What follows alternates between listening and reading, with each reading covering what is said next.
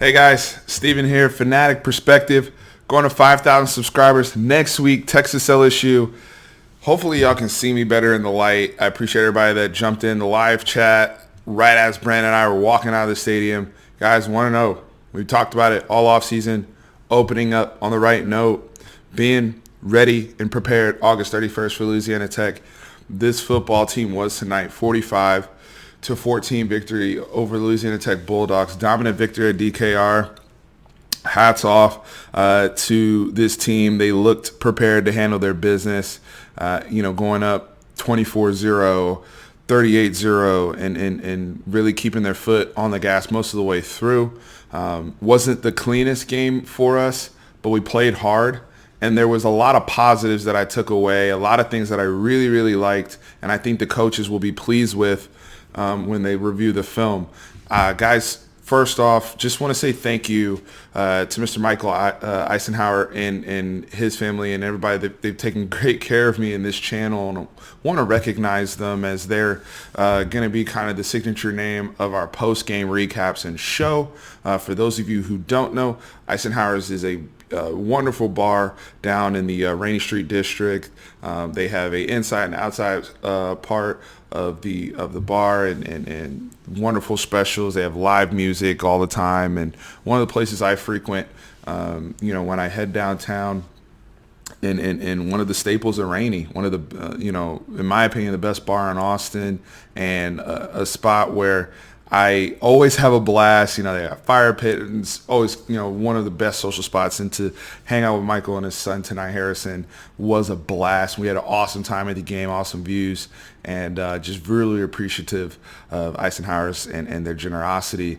As we go into our fandom and talking about just some of our takeaways from today, looking forward to September 7th. Hopefully you guys can feel the excitement in my voice.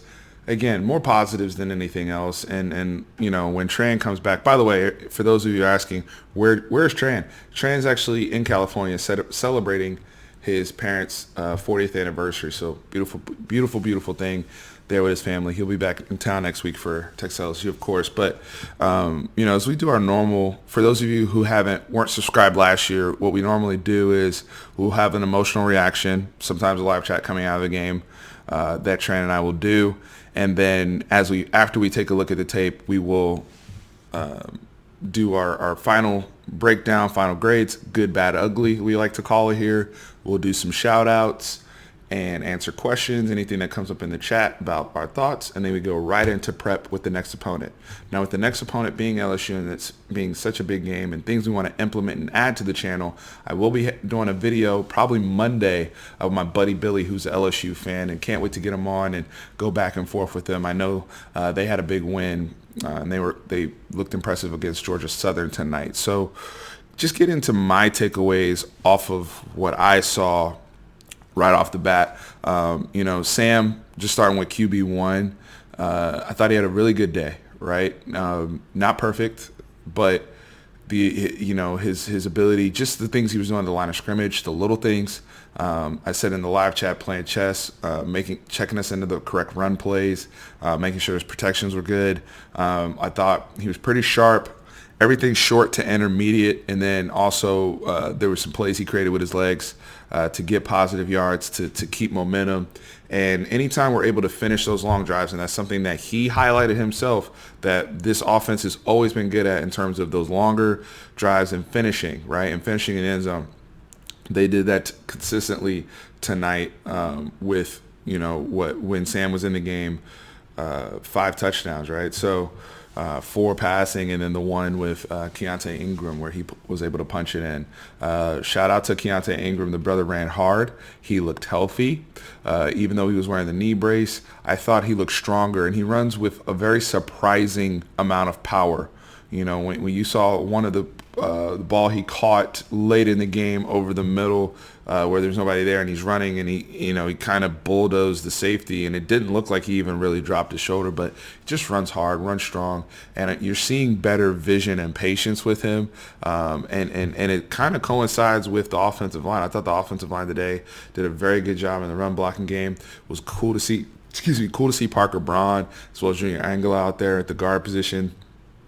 Thought Sam Cosmi had some great, if you notice, a lot of the runs that were bending back to the left. You have to give a lot of credit to Samuel Cosmi as well as Cade Brewer. I was looking at number 80 a lot. He's changed his body. He's a lot bigger.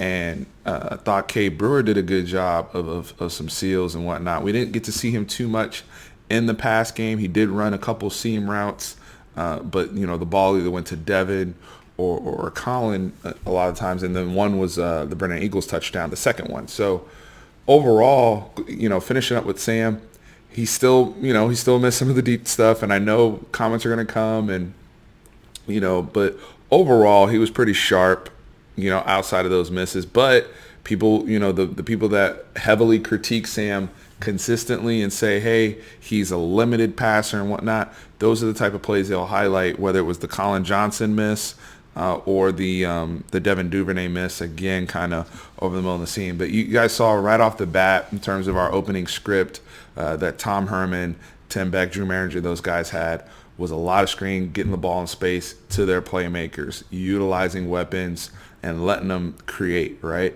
Even, one of the big things we had coming out of our Horns Illustrated interview with Habib and James, Habib highlighted big time about how they're not considering Jordan Whittington and Jake Smith, running backs or wide receivers or whatever, they're weapons, right? And so we saw a lot of that tonight. Now, Jordan Whittington, I don't even know if he had a carry. He was kind of hampered by the groin stuff, but we did see him have some impact in the pass game. Jake Smith, we saw him be implemented with the RPO stuff, especially over the middle. Had some big plays, had a drop, and then one that I didn't think that was his fault. I thought Amik Robertson on Louisiana Tech had an outstanding game, all things considered, what he was dealing with at 5'9". But, overall, I was impressed with Jake Smith, and he got some good reps. And guys, the people that struggle, because I know the big thing is, Steve, you're hitting on the positive stuff too much. Let's get to those corners on defense. Let's get to the lack of pass rush without the blitz and all these type of things that I am already starting to kind of hear and have kind of gathered from the chat, right? The biggest thing I wanted to see today was execution. And I talked about this with Tran. By the way, I said my score prediction was 45-21. We won 45-14. I'll take it. And the reason why I said that is I wanted them to focus execution first, right? I knew we were going to come out with a relatively vanilla base offense. There wasn't anything outside of the couple direct snaps we had to Keontae Ingram. There wasn't anything ridiculous. Even in our pass game concepts, it's the base stuff that we normally do. The 9 routes with our big guys, whether it's Eagles, Epps, or Colin, and then all the bubble screen and just spacing stuff that we do, the 5 and out on 3rd and 4s and shorts that we were doing with LJ. We're doing that with Devin Duvernay now. So everything was pretty straight up and down what we normally do. Wanted us to execute. That's my biggest thing. All the good teams that go up against opponents that they are superior to from a talent perspective, you're not coming out there to trick them and do everything, all this, trickery, right? You're coming out there to execute, come downhill, show physicality, and just out-talent these guys and get out of there with a W and be dominant. I thought Texas did that. Am I worried about the corners outside of Jalen Green? Yes, it's a problem. Job openings. It's clear as day to all of us. Kobe Boy struggled. I know a lot of us were frustrated. I was. You can ask Mike and Brandon. They were sitting next to me. I was like, I would have fired that brother after he did the pass breakup and my man's running downfield. But those are teaching points. And I have to continue to tell myself that. And that's part of the reason why I can't be a coach, because I don't have the patience that Tom Herman and some of these guys have. Those are teaching moments, right? Anthony Cook getting sucked in later in the game when he came in the game, struggling. Deshaun Jameson on certain plays when he came in, they kind of picked on him a little bit. So across the board, all 3 guys that were manning the spot opposite of Jalen Green, they had their issues. Kobe Boyce probably had the most, but he also played the most. So what do you do against LSU? I think Todd Orlando, to some degree, didn't help them much tonight because he was so aggressive with a lot of the blitzes he had. And then there were some successful ones because, we basically rolled out Chris Brown all over the place, and he was awesome. Overshawn was awesome, and just kind of subbing those guys in. Then we had Thompson and BJ kind of rotating in and out, man in the nickel stuff. So if you notice, kind of inside the hash marks, we were okay. It was everything outside of those hash marks where we were struggling. I do expect Todd Orlando to lend some help and kind of balance things out a little bit more. But that goes to the other thing. Are we able to get pressure and secure pressure on the quarterback without, when sending only 4 people, right? That's yet to be seen. We did send a lot of heat, against Jamar tonight, and Joe Burrow is a much better quarterback than him. And with LSU, especially shifting to a spread, it's going to be very interesting. Todd Orlando coaches against these type of offenses all the time, so I expect there's a lot of stuff he still has, especially with him being able to kind of see what LSU's trying to do and how they want to execute, maybe tailoring some of his blitzes and stuff specifically to them. We'll see that. I think also, and I've also said this many times going back to last season because you saw it on the opening drive, Todd Orlando's a counterpuncher. He really is. He's that first drive, especially with your script, you're going to move the football against us for the most part. We saw that last year when so many people came out with opening touchdown. Now, Louisiana Tech, I believe they missed a field goal, but they were able to move the ball at times against him before he made some type of adjustment to either get a sack or whatever. But, we focused on some of the folks that struggled defensively, and they were young guys. We had some young guys that play their asses off tonight. Joseph Osai, who I've raved about on this channel. I don't need to go watch tape to know how well that young man played tonight. Should have had a pick 6. Was unbelievable, right?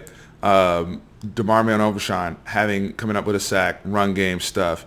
Also another interception for him. I believe that was his first career interception, but another interception in terms of turnovers that we were able to generate. Forcing fumbles.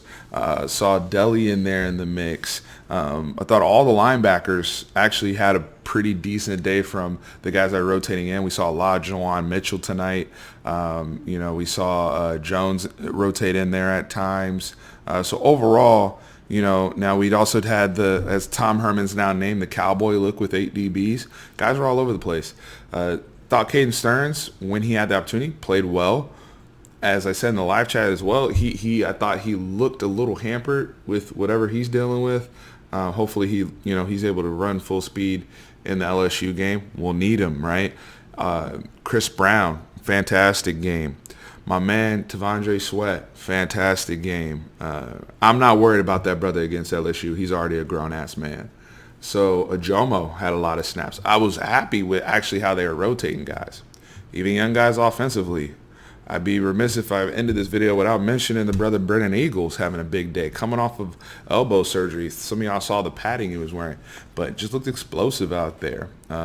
Did have that rapport and connection with Sam on the post he caught, as well as the 9 route he caught in the back of the end zone. So wearing my man Gerard Hurd. And speaking of Gerard Hurd, shout out again to Rashawn Johnson. I know I brought him up in the live, but the sacrifice that brother made, that's true leadership and heart from a freshman.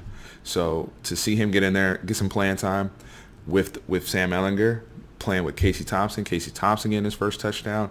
I told you guys it'd be a successful night for us if we were able to get the backups in and get them some meaningful snaps in the fourth quarter.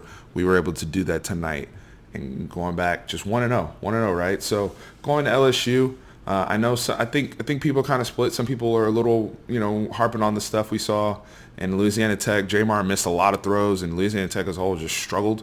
And then on the flip side of it, you're looking at some of us are feeling really confident and like what we saw, like the physicality. Thought our stars played well, looked good, handled business, got out. So however you want to look at it, I'm curious to get everybody's thoughts in the comments. Please hit me up with any questions y'all may want me to address over the next week, because we're going to have a bunch of content coming out and pushing this channel forward and making sure we maintain that conversation as fans. Maybe even a live chat at some point this week, just to all get our minds right. collectively would be awesome. So these are just my general thoughts. Shout outs to Andrew, who was sitting in front of me and recognized me from YouTube. Appreciate you, brother. Eric, before the game, meeting you and your wife. That was awesome. Holt on the way back, as y'all saw in the live chat. A lot of, and anybody else I missed, I apologize. So guys, just really thankful for all of y'all. And those are just off the top, emotional reaction. I'm excited. It's past 12:30, got home safe. And just blessed for 1-0 and a UT victory. Guys, Horns always up.